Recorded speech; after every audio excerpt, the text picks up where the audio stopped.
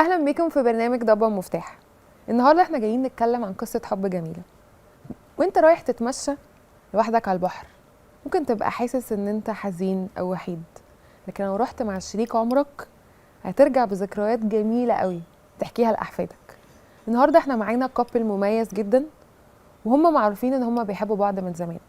عايزين نتكلم قد ايه هم متفقين وازاي بيحبوا بعض وليه اختاروا بعض عشان يكسبوا معانا ان هم احلى كابل في برنامج ضبة مفتاح. اهلا بيك استاذ احمد. اهلا بحضرتك. اهلا بيكي يا استاذه دعاء. اهلا بيكي. معانا كمان ضيوف مميزين، الدكتور، ازي حضرتك؟ اهلا بيك دكتور عاطف الفايد. عاطف الفايد معانا منورنا، ومعانا لايف كوتش متخصص في العلاقات تامر السعيد. تامر السعيد. اهلا بحضرتك. اهلا بحضرتك. انتم منورينا. ربنا يخليك. في البدايه عايزه اسالكم انتوا الاثنين اسئله كده تورينا قد ايه انتم متفقين مع بعض وقد ايه انتم بتحبوا بعض. استاذ احمد، حضرتك تقدر تقول ايه اكتر لون مميز استاذه دعاء بتحبه؟ الاحمر اللي هي لابساه. جاوب صح ولا ايه؟ لا صح فعلا. طب ايه اكتر اكله استاذ احمد بيحبها؟ مكرونه بشاميل. سوري، مكرونه بشاميل. المكرونه بالبشاميل. اوكي. طيب ايه اكتر هديه جبتها لاستاذه دعاء وهي لسه فاكراها لحد دلوقتي؟ تكييف. التكييف. انت جبت لها هديه تكييف؟ جبت لها هديه تكييف. ما جبتلهاش اي هدايا شخصيه قبل كده؟ انا انت الهديه؟ انا في احسن من كده هديه. طيب لا أستاذ جاب دعاء لي موبايل. جاب لك موبايل. طيب استاذ دعاء، ايه اكتر حاجه لما بتعمليها ممكن تعصب استاذ احمد؟ اني ازعق في الاولاد وهو قاعد. طيب لو قلنا ايه اكتر حاجه استاذه دعاء ما بتحبش تبقى موجوده في البيت؟ انا بتحب اولادها اكتر منك؟ لا خالص. يعني هي بتحب الاسره كلها. تمام. بس هي ما بتحبش، اكيد ما بتحبش زي كل الستات المصريين ما بيحبوش نكد في البيت. طيب خلينا نقول يعني انتوا لما اخترتوا بعض وحبيتوا بعض، يعني احكوا لنا كده ايه اللي حصل؟ اتعرفت عليها فين؟ شفتها فين؟ في النيل هيلتون. في النايل هيلتون. النظره الاولى. ده من وقت قد ايه؟ من 24 سنه. من 24 سنه. وبعدين ايه اللي حصل؟ احكي لنا يا استاذه دعاء. لا هو انا كنت رايحه مع صاحبتي وهي كانت زميلته يعني في الشغل وكده. ايامها كانوا بيشتغلوا مع بعض وهما لسه في الاول يعني. فانا كنت هي صاحبتي واحنا كنا رايحين نشتري حاجات وهما اتقابلوا يعني. فاتقابلنا. حسيتي باحساس لطيف يعني لما شفتيه قلتي هو ده اللي انا هكمل معاه حياتي بقيت حياتي؟ هو قولي الصراحه. لا هو لا هو مبدئيا في الاول كان الموضوع عادي، بس بعد كده بقى اما رحنا بعديها صاحبتي دي عزمتني على رحله مع بعض، كلنا كنا طالعين تبع الجامعه، فطلعنا مع بعض وهو جه معانا وزمايلنا كلها، فابتدت ستيب باي ستيب كده يعني خطوه بخطوه، وبعد كده ابتدت بقى جت بالتفاهم والكلام مع بعض والدنيا تمام. استاذ احمد كان رومانسي بقى معاكي في الاول وكده؟ جدا. يعني احكي لنا بقى اكتر عن الجزء الرومانسي اللي هو حلاوه البدايات. لحد دلوقتي يعني كان دايما بيحاول يعني يجي ويتكلم معايا وكان دايما مثلا يتصل بالتليفون ويكلمني، ودايما يعني رحلات ضحك هزار جذب احاديث، لو انا بعيد يجي يتكلم معانا انا واصحابي. يعني كان زي اي شاب كده بيحاول يجي ويتكلم يجتذب اي بنت في الاول يعني. بس هي ما كانتش عايزه الصراحه. هي كانت رافضه جدا. قالت انا هتجوز اي حد في الدنيا الا ده في البدايه. انا اصريت الصراحه، بقيت ابص لك على فكره انت هتبقى مراتي. تقول لي ماله ده بقى؟ يا جماعه تشوفوا يا جماعه زمايلكم يا جماعه. معقوله؟ ليه حسيتي ان انت كنتي رافضه؟ لا هو ما كنتش رافضه احمد كاحمد يعني. انا كنت رافضه الفكره نفسها يعني. ان انا كنت ساعتها لسه في الكليه في اخر سنه، وما كنتش حابه ان انا ارتبط دلوقتي يعني. كنت حابه انزل واشتغل واشوف حياتي وبعد كده ابدا ارتبط يعني. بس هو بقى اللي هو بوظت يعني الدنيا. الحمد لله يعني. ده يعني هو بقى بعد كده غير لي فكره بقى. هو اللي لقيته حنين وكويس معايا وبيتعامل بشياكه وكان بقى عارف يعني زي اي بنت كده بتحلم ان هي عايزه ايه، حد زيها، مش حد بيأيدها. يعني انا كنت فكري في الاول ان الجواز ده اخر مطاف اي بنت، يعني اللي هو بيت واولاد وحياه واكل وشرب وروتين، فده كنت خايفه منه. فاحمد لما اتعرفت عليه لقيت طمنك الدنيا بقى، ابتدى يطمنك. لا، لقيته حد بيهرج وبيهزر والدنيا حلوه وبيعدي وتمام، ومش يعني مش مش تراديشنال مقفل كده في الدنيا. التعاملات. يعني وعدتها ان انا اللي هعمل الاكل، انا اللي هغسل المواعين عشان لا، مش كانش تراديشنال خالص في التعاملات انت كده كنت معايا، بتجر كان حد رجلها. كويس اه يعني. طبعا. فكان اه بس في ساعتها بقى فكانت الدنيا، فصدقت. بعد كده بقيت والدنيا بغسل بما انك اجباري. انت الشخص اللي رحت بقى وكنت مصر ان انت تتجوز استاذه دعاء، يعني تمام. ايه اكتر حاجه بقى هي بتحبها؟ يعني قول لنا انت تعرف عنها ايه اكتر حاجه هي بتحبها او بتبسطها، اكتر اكله، اكتر خروجه، اكتر حاجه ممكن تسعدها. النوم بصراحه، هي بتحب النوم قوي. بس هي ممكن مثلا تكون بتحب بالنسبه للاكله بتحب اللحمه جدا، صح ولا ايه؟ بتحب اللحمه. ايه تاني؟ انت مش عارف ولا ايه؟ لا عارف، بس ايه السؤال يعني؟ ما هي اللحمه اكتر حاجه بتحبيها اللحمه، صح؟ احمد بتقول لك انا بحب ايه اكتر حاجه؟ انا مش انا ولا ايه؟ مم. طيب طب بتحب ايه اكتر حاجه انت بتحبيها في احمد؟ ان هو بيعدي اموره، يعني مش حد بيمسك على كل حاجه. يعني مثلا لو انا متضايقه من حاجه او حاسه ان الموضوع فيه ستريس كده عليا او حاجه، بيقول لي عدي، الدنيا مش مستاهله. بيشجعك بيخفف من يعني. عندي، سبورت ليا في حاجات كتير قوي نفسي. بس هو ممكن يكون يعني ايه، هو يبدو ان هو يعني مثلا ايه مش كده، لا، بس هو سبورت ليا في حاجات كتير. يعني يبقى لما اكون متضايقه من حاجه بيجي بيتكلم معايا، بيخفف عني. اي حد اصلا في الدنيا مش محتاج غير طبطبه، كلمه كويسه، اي حد عايز كده وهو طب بيعمل كده. انت يا استاذ احمد بقى بتبقى متضايق بتلجأ لها ولا بتحبش تتكلم؟ لا بلجأ لها في معظم الحاجات يعني الصراحه. ما شاء الله. طيب احنا معانا استاذ تامر، والحقيقه ان استاذ تامر هو خبير العلاقات، ويمكن هو اكيد دلوقتي سمعكوا عنده تحليل ليكوا، وبرده هنعرف راي الدكتور عاطف معانا، ويبتدي هو يعني يقول لنا اكتر لان هو عنده خبره طبعا اكتر. فقول لنا بس يعني انت شايف ايه من الاجابات؟ بصي، هو انا بس المصطلح عندي تحفظ عليه، هو انا لايف كوتش.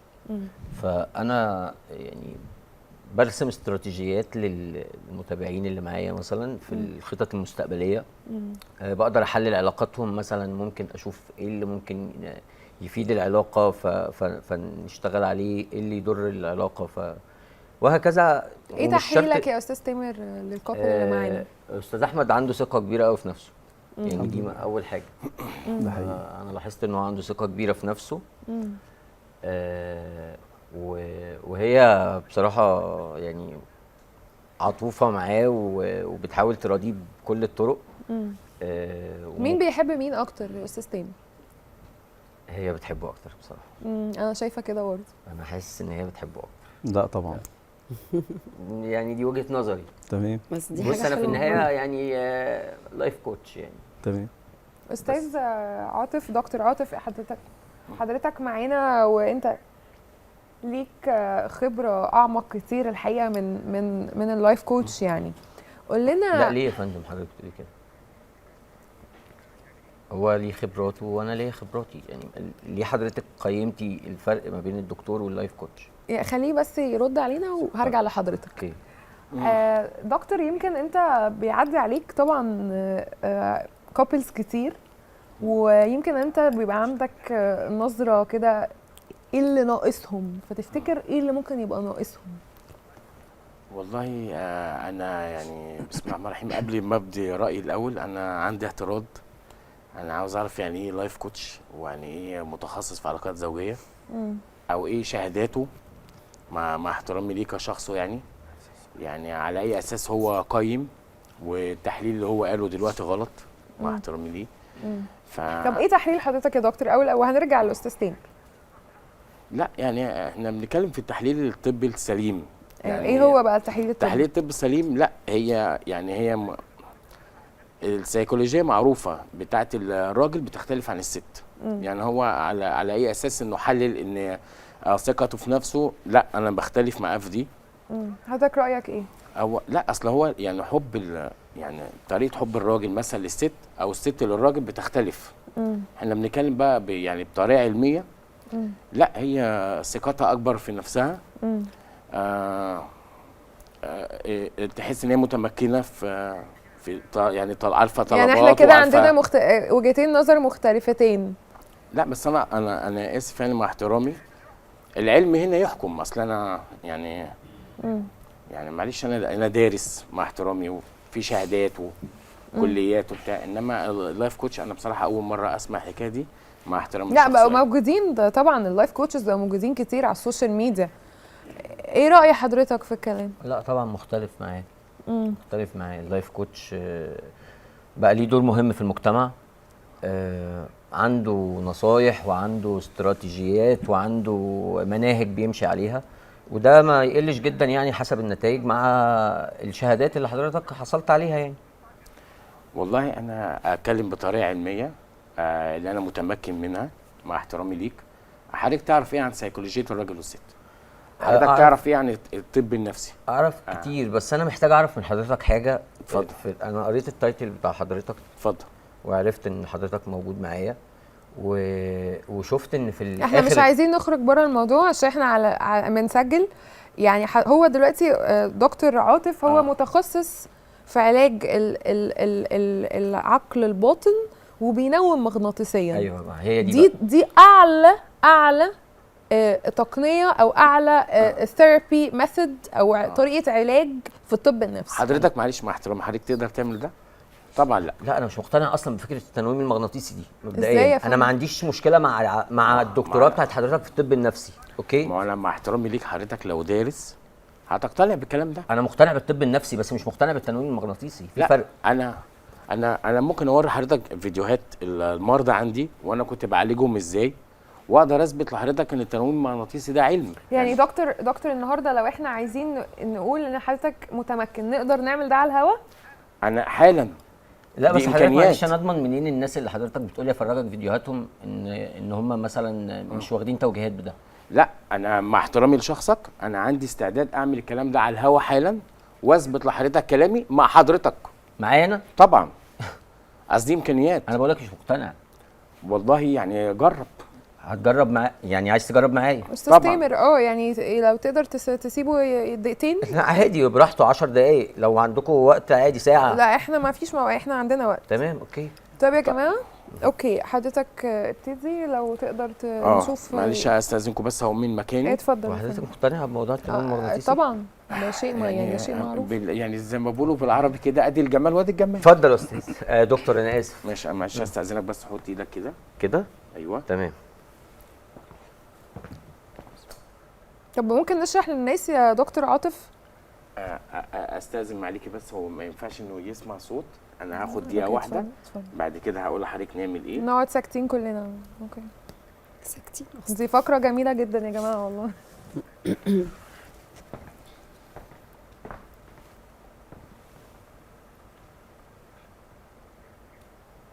انا حاسه ان انا مش مقتنعه.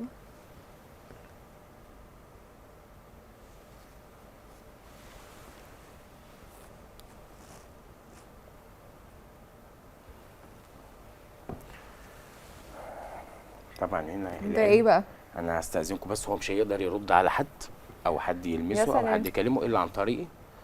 اثبت لحضرتك ان العلم، يعني هو كان بيضاهيني او بيكلمني في كلام معلش هو ما يعرفش عنه حاجه، يعني ايه لايف كوتش؟ فانا مع احترامي يعني، فانا هثبت ده لحضرتك. مش موضوعنا. طب اتفضل، احنا هنعمل ايه دلوقتي؟ هو نايم؟ يعني هو نايم فعلا؟ هو دلوقتي نايم مش تامر سامعني؟ سامع. انت اسمك تامر ايه؟ تامر السعيد. انت عندك كام سنه؟ 38. لا، لو حضرتك بقى دلوقتي تاكيدا لكلامي، لو حضرتك سالتيه مش هيرد عليكي. استاذ تامر، شفت يا فندم؟ استاذ تامر، لا ما تخافيش، ده علم. انا هكمل. تامر، استاذ تامر، انت عندك اولاد؟ 2. عندك 2؟ طيب انت اخر سفريه كنت بتتفسح سافرت امتى؟ الصيف اللي فات. طيب انت سافرت لوحدك ولا كان معاك الاولاد وزوجتك؟ كان معايا زوجتي والاولاد. طيب انا يعني انت لما سافرت كنت لوحدك ولا كان معاك اولادك؟ كان معايا اولادي. طب حضرتك دلوقتي بتقولي ان حضرتك لايف كوتش، أيوة. ممكن تقولي انت درست فين؟ انا كنت بتفرج على فيديوهات على اليوتيوب. شفت يا فندم؟ ده يا اول جماعة، حاجه. لا انا كده هضطر اوقف الحلقه. لا، هو كده أنا آسف، بيقول إن هو معلش، مش نكمل؟ متخصص. نكمل. طيب حضرتك ابتديت تتفرج على الفيديوهات دي من امتى؟ من سنه ونص. من سنه ونص. طب دول يعني قايلين ان هو عنده انت خبره طبعا 5 خدت سنين شهاده بقى يا جماعه. يعني يعتبر كده خدت شهاده من اليوتيوب مثلا اللي حضرتك بتمارس، ولا جبت شهاده منين؟ ماستر. انا دفعت فلوس لواحد صاحبي وجاب لي الشهاده. شفت يا فندم اصلا. طب هو واعي اللي هو بيقول. طب انا بقى طب نصحيه بقى، نصحيه، لان احنا كده بنفضحه على الهوا وجايبين لي واحد كده نصابه، ما طيب، ينفعش لا يحصل. معلش سامحيني، بس انا كنت اتفضل بثبت صحيه يا لحضرتك. دكتور. طيب انا مش عارفه. بس استاذنك بس عشان هو دلوقتي في اللاوعي وممكن ايه.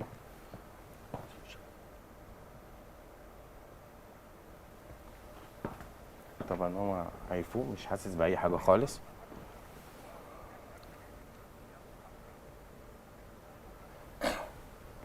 استاذ تامر،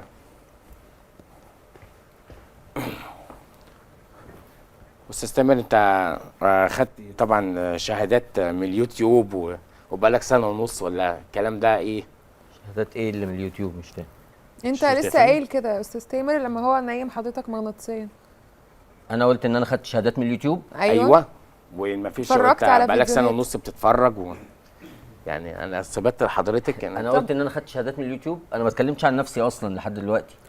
انت فاهم عشان هو كان نايم. ستوب لا بليز. حضرتك طبعا اثبت ان يعني كلامك كله مع احترامي ليك مش صحيح، كلامك كله كذب وكلام بقى على الهوا ان حضرتك اتفرجت على احنا اليوتيوب ستوب، احنا ستوب يا جماعه. لا معلش ستوب لا ليه؟ لا احنا ستوب من بدري. يا جماعه لا هو الكلام ده هو يا بجد. جماعه ما ينفعش اصلا يبقى في كونفليكت كده في القعده. لا انا أصلاً. ثبت لحضرتك. بعد اذن حضرتك في مونتاج هيتشال. معلش لا انا لا، ثبت ما- لحضرتك ان هو حضرتك معلش. جبت المعلومه دي منين؟ معلش. حضرتك لسه قايل كده حضرتك حالا. أنا لسه قلت للناس- ده؟ ايوه أيوة. لسه قايل. اسالهم، اسالوا يا جماعه اللي معانا في البلاتو. حضرتك لسه قايل كده دلوقتي. انا قلت ده يا جماعه. ايوه وعندك ولدين وحضرتك اتفسحت، كنت بتتفسح انت والمدام، لسه حاكي حالا دلوقتي. لا يا جماعه اللي بيحصل ده تهريج. انا مش هينفع اكمل في الكلام ده بعد هو اذنكم. ده شيء طبيعي طبعا أنا انه لازم بعد يا إذنك يهرب. جماعه أستاذة، حد بس شيء يناديه طبيعي. يا جماعه حد البروديوسر. يجي يشيل المايك ده علشان انا يعني خدوا شيء حاجاتكم طبيعي. عشان ما ارميهاش. ده شيء طبيعي. يا استاذ تامر. يا جماعه حد يجي يشيل المايك ده يا جماعه. واللي بيحصل ده لو شيء طبيعي. اللي بيحصل ده لو اتذاع يا جماعه انا هرجع بقضيه على القناه. انا اديني قلت اهو نبهت. اساتذه ممكن نهدى جوه. معلش يا اساتذه، معلش، ما كل ده يا جماعه اصلا هيتشاف في المونتاج. شكرا، احنا اصلا خرجنا بره موضوع الحلقه بعد اذنكم يعني. انا مش مقتنع اصلا باللي انت عملته يا دكتور، يعني مش عارف، حاسس ان الموضوع فيه حاجه غلط. لا معلش اصل هو يعني كان بيكلمني في حاجات ده علم لا هو كويس ان هو مشي، لان هو كده بيدعي حاجه مش. طبعا. يا جماعه حد ينزل لي خالد البروديوسر نشوف الضيف اللي مشي ده. انا ما كنتش مقتنع بصراحه بالتموين المغناطيسي ده خالص، بس انا لا انا ثبت لحضرتك. ده انا ممكن لا هو اقنعك في انت دكاتره كمان نفسيين لو أنا- بتعمله فعلا، بس هو الراجل ده غريب جدا بصراحه. لا انا ممكن اقنع حضرتك كمان لو حبيت تجرب، انا تحت امرك. لا انا تمام. انا تمام. لا انت خايف من ايه؟ انا خايف الصراحه، مش هكدب عليك. لا انا تمام. لا خايف من ايه؟ ايوه خايف من ايه؟ هو يعني معلش هو عشان كان يعتبر نصب، عشان كده خايف. انما حضرتك خايف من ايه؟ بس لا طبعا. اكيد كل واحد بيبقى عنده حاجه كده جوه مش حابب حد يعرفها. يعني اكيد. والله دي حاجه ترجع لكم، بس انا it's يعني privacy. اثبت لحضرتك ان العلم يعني هو ده كده يعني ايوه هو شغال هو بالفهلوه. سأل اسئله عامه، يعني حضرتك اكيد مش ولا بتضحك علينا مثلا في شغلانتك ولا بتضحك علينا في حاجه، فحضرتك خايف من ايه؟ لا ما انا مش قايل شغلانتي، انا مش قايل حاجه اصلا، انا ما فيش معلومات عايزك عنها. تشتغل الموضوع إيه؟ موضوع اصلا مش كده. عايزك الموضوع تشتغل اصلا إيه؟ هو ما طالما احنا اصلا مخضوضين من اللي حصل يعني. لا طالما حضرتك مش متاكد او مش عايز، دي حاجه تانية. لا مصدقك، بس انا مخضوض. انا ما اعرفش، انا احنا ما اصلا عشتش مخضوضين. التجربه دي قبل الموضوع كده. ملوش علاقه عاوزين او مش عاوزين، احنا مخضوضين من اللي حصل اصلا. لا هو ولما هو حضرتك يا فايق دكتور اصلا ده احنا بيبقى كنا ايه؟ ايه ده؟ بيبقى تنويم مغناطيسي. لا يا فندم هو احنا انتوا كده بتسجلوا ولا ايه؟ لا لا يعني لا لا إحنا- احنا ستوب من بدري. احنا ستوب من بدري. احنا ستوب. انا يا فندم ثبت لحضرتك ان العلم، انا خليت يعني ده يعتبر نصاب واعترف. طب حضرتك هقول لحضرتك حاجه، يعني هو اتفضلي. كان باين مش عليه ان عارف. هو بيكذب في حاجه او خايف من حاجه مثلا؟ ايوه فندم، ما انا دكتور، انا حسيت ان هو عنده ان هو مضطرب. من البادي وإن- لانجوج. بادي لانجوج، انا حسيت ان هو مش طبيعي او بيدعي حاجه مش موجوده. يعني ده طب بقى يعني علم طب من نجرب 15 مثلا سنة. على الضيف. لا هو انا واحد من الناس بهز رجلي، هتقولي انت مضطرب؟ لا انا تمام كده. لا انا ما تخافش. هو لا انا مش ممكن- خايف، انا مش خايف، بس ممكن حضرتك تستريح؟ ممكن حضرتك انا تستريح؟ هوري حضرتك حاجه بسيطه أيوة، حضرتك جدا. خايف اتفضل من استريح. إيه؟ لا ما تخافش ما تخافش. طب انت استريح. حضرتك لا بس انا رافضه انا حاجه مش زي هعمل كده حاجه. اتفضل. طب حضرتك استريح. هتحط ايدك كده، الموضوع بسيط ماشي جدا. ماشي، انا حط مش ايدك. مشكله. حاجه لا حضرتك احنا حاجه رافضين حاجه زي بسيطه، كده بس تحصل هتحط معانا. ايدك اهو. لا طب. ما تخافش، هتحط ايدك كده اهو. مثلا انا طب بعمل انا إيه؟ بس ثواني. اتفضل. احنا دلوقتي ما انا مش بنصورش. هنيمك. لا لا إحنا احنا مش حضرتك بنصور. هو يعني احنا لحظة. بريك احنا بريك. احنا مش لا احنا هنيمك. بنتكلم عامه، احنا رافضين حاجه زي كده حتى لو احنا مش عشان حاجه. احمد من فضلك قوم. لا ما ينفعش. أحمد. ما ينفعش، هو كده غايب. يا لا أحمد. ما ينفعش عليك كده، هتأذيه. أحمد. كده ممكن يجي له انهيار عصبي بعد اذنك. لا ما تكلمنوش. أحمد. طيب بعد ما اذنك ممكن يجي تكلمنوش. له انهيار عصبي. احمد ما ايه يا تكلمنوش. جماعه ده؟ لا كده مش نافع. هو اصلا هو بدون اصلا موافقته، اللي حصل ده بدون موافقته ده مش صح. هو يا جماعه اللي بيحصل ده انا اسفه كده، معلش يا جماعه انا اسفه. قوم يا احمد لا ما ينفعش. طب صحيه من فضلك. طب بعد اذنك. صحيه. دكتور ده ما ينفعش. ثانيه واحده بس. من فضلك صحيه. ثانيه واحده. ممكن يجي له انهيار عصبي. ثانيه واحده. طب لو سمحت اتفضلي صحيه. اقعدي. مش ينفع مش ينفع. لا هينفع. مش هينفع يا فندم. معلش انت ما ممكن تع- لا تقعدي. ممكن تقعدي، طب ما ممكن فيش تقعدي. لا حضرتك تقعدي. هتصحيه صحيح يا دلوقتي، انا بس هيبقى ليا ما وضع ينفعش. تاني. يا فندم هيجي له كده ما انهيار عصبي. ينفعش يا استاذه دعاء. حضرتك يا أستاذة دلوقتي هيجي له اتصرفت انهيار بدون عصبي. موافقته وده مش صح. لا يا لا فندم ممكن يجي له انت انهيار عصبي. ترضيها؟ لا اقعدي بس لا خلينا الموقف. انت ترضي هنخليك- حد ينيمك بدون يا فندم- اصلا ما انت يا تقولي فندم لا خطر ما ينفعش. اللي حضرتك انت تعمليه. احمد يقول اي حاجه. بعد اذن حضرتك اللي بتعمليه ده غلط. لا او اللي ممكن انا كده بعمله تجيله صح. انهيار عصبي. يا ممكن حضرتك يغمى دعاء، عليه. أنا ممكن بعمله دقيقتين صح. دقيقتين ممكن تدينا دقيقتين بس. يا فندم اتفضل. كده يعتبر ادينا دقيقتين الدم يصحيه واقف، وخلاص يا ما أستاذ. بيوصلش المخ. ما ينفعش يصحى اقل حاجه دقيقتين، اقل حاجه. ما ينفعش بعد اذنك. بس حضرتك يعني هو قال لك لا انا مش حابب كده، ازاي حضرتك يا تعمل أستاذة كده؟ دعاء. معلش انت سامعني يا احمد؟ لو سمحت ما تسالوش. انت اسمك احمد ايه؟ احمد مصطفى خضر. انت عندك اولاد يا احمد؟ عندي 3 اولاد. هو انت بتسالني اخر ليه مره حضرتك؟ اتفسحت امتى يا ابو حميد؟ بعد اذن حضرتك غلط تكلمي. وانت بتسالني اخر مره ليه؟ يا اتفسحتي فندم امتى؟ بس- لا اله الا الله، انا هقوم وانسحب. انا مش حابه المكان طب كده انت لما وانا من الاول آخر مرة لا سافرت معلش كان معاك مين؟ كده ما ينفعش حضرتك تكلمني. لا ممكن تفضلي اسفه تقعدي. اسفه بعد إذن هو حضرتك. مش حابب يقول حاجه. بعد- انت ليه بتساله في ما حاجه هو ينفعش. مش يا أستاذة حاببها؟ دعاء ممكن لا تقعدي. انتوا هنا يا أحمد، مستضيفيننا آخر مرة أسئلة. سافرت مع فين مين؟ المخرج اللي هنا من فضلك؟ كنت مع ايمان. ايمان؟ طيب. طب انت متجوزه ولا ده علاقه قديمه؟ هو حضرتك اسمك ايمان؟ علاقه قديمه. دي علاقه قديمه وحضرتك اسمك ايمان؟ طب يا لا دكتور، طب انا اللي ممكن انتوا اصحيه بتعملوه بقى ده اقعدي؟ بيعمل ممكن مشاكل تقعدي يا عشان انا دكتور. اصحيه؟ ممكن اقعدي لو سمحت؟ طب معلش انت بتحب ايمان؟ جدا. هو حضرتك اسمك ايمان ولا اكمل ولا اقعد؟ لا ما تكملش مش عايزه اعرف. ماشي. لا بعد ده اذن حضرتك مين هو إيمان تتكلمي عشان دي هو يا دلوقتي في دكتور؟ اللاوعي. يا دكتور ابو حميد عامل ايه؟ يا ابو حميد اخبارك ايه؟ حبيبي تمام. اولادك كويسين الحمد لله بخير؟ اه انا حنين معانا بقى، فين حنين؟ ربنا يا حلال. انت اخر مره اتفسحت امتى؟ بقالي كتير قوي. بقالك كتير؟ بقالك قد لا ايه بقالي بس؟ كتير ما خرجتش. طب نرجع للحلقه. نرجع للحلقه. انا مش هسقف. انا اسفه يا معلش يا انا أستاذة اسفه أنا دعاء. مصاحبة. طب باك معلش. ستاند باي يا جماعه، ستاند باي. في إيه يا جماعه؟ يا معلش استاذه أنا دعاء يا جماعه أنا احنا آسفة. بنكمل حلقتنا كل آسفة، أصلاً كده مش صح. موجود في تعالي يا بس. استاذه والله يا ابدا استاذه. اسفه مش هكمل والله ما هكمل. ايوه ممكن والله ما هكمل الحلقه. طب ايه اللي ممكن ضايقك؟ والله ما هكمل الحلقه. ايوه هتحصل لنا انت مش- بتعمل ايه حضرتك؟ لا دي انت بتصور لا ايه؟ يا فندم كواليس دي عادي. كواليس دي لا ما عادي. يصحش. يعني ملهاش هو علاقة دلوقتي بيك، هو كواليس. دلوقتي بيخونك، احنا مالنا؟ مش مين فاهمه هي بس اللي بتتشطر بيخونك؟ يعني. طب لا، لا، مفيش المذيع حاجة، بعد طيب إذنك، لا، ده والإنتاج ممكن طيب بعد اذنك بس على استاذ فكرة، احمد ممكن تقعد بس؟ الخيانه مش فارقه كتير.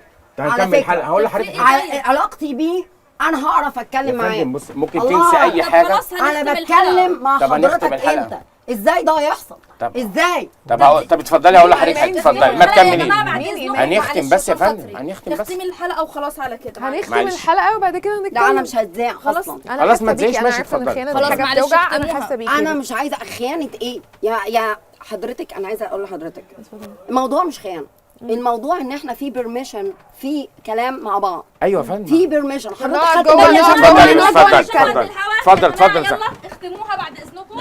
هو الدكتور ده من حقه ينيمه نوم. انا على فكره كل مشكلتي ان هو ينام نوم مغناطيسي. ليه؟ هو انت تقبلها على نفسك انت او اي حد؟ ما ينفعش. في حاجه اسمها برايفسي يا جماعه، ما ينفعش. خصوصيات، الخصوصيه انا قبلها مش قبلها، ده بتاعتي انا. هو اصلا هنا بيعمل ايه؟ انا مش فاهم هو اصلا هنا بيعمل ايه. هو بيقول ان انت كنت مسافر، فانت قلت له مع مين؟ قلت مع واحده اسمها ايمان. بس ده ما حصلش، ده ما حصلش. هو مش قال كده؟ هو قال كده بس عادي يعني. لا عادي ما هو إيه؟ اصل انا عادي. حضرتك دلوقتي بتتكلمي في الواقع انه ما حصلش. الواقع ممكن انه ما ايمان دي حصلش. تكون بتساعده في الشغل، ممكن ايمان دي تكون اي حاجه، ما هو مش لازم تكون لافر يعني. حضرتك بصراحه لارج قوي. لا مش انت لارج لارج قوي بصراحه. لا مش انا لارج. لو منك مش هبعمل كده بصراحه. لا لا لا ما احنا يعني لا. احييك عليها بصراحه، هي ست تستحمل اي حاجه يعني.